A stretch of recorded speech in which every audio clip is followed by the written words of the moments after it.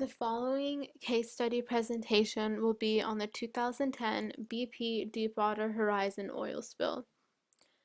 The BP Deepwater Horizon oil spill began on April 20th, 2010 and was capped on July 15th, 2010, lasting about 3 months. This began as a gas release and explosion which occurred on the Deepwater Horizon oil rig while working on the Macondo exploration well in the Gulf of Mexico.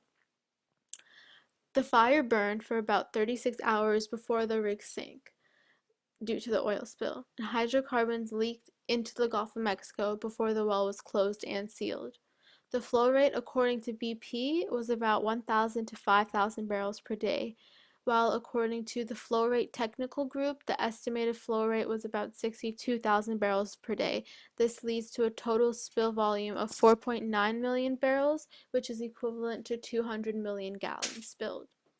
Although it was capped July 2010, the oil continued to wash up onto shores, causing possible long-term damage to people living in the area. Approximately 16,000 total miles of coastline were affected by the BP oil spill in the Gulf of Mexico. This includes, but is not limited to, coastlines of states such as Texas, Louisiana, Mississippi, Alabama, and Florida. Human and economic losses include the deaths of 11 people as a result of the oil spill, as well as several other injuries. By June 21, 2010, 143 oil spill exposure cases were reported to the Louisiana Department of Health and hospitals. 108 of those cases involved workers during cleanup efforts, and 35 were reported by Gulf residents.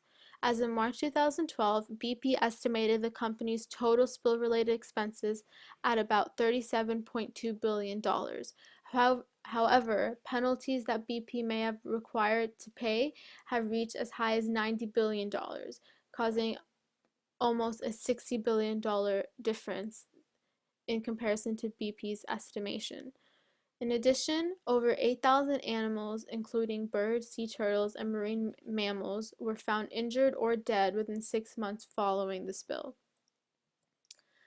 Some responses to the BP oil spill include President Barack Obama and his administration's announcement of a $20 billion spill response fund.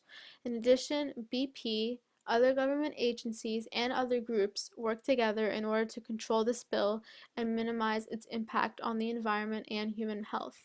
This was done by containing, removing, and dispersing the oil offshore, as well as implementing strategies to protect the shoreline and clean up oil that came ashore.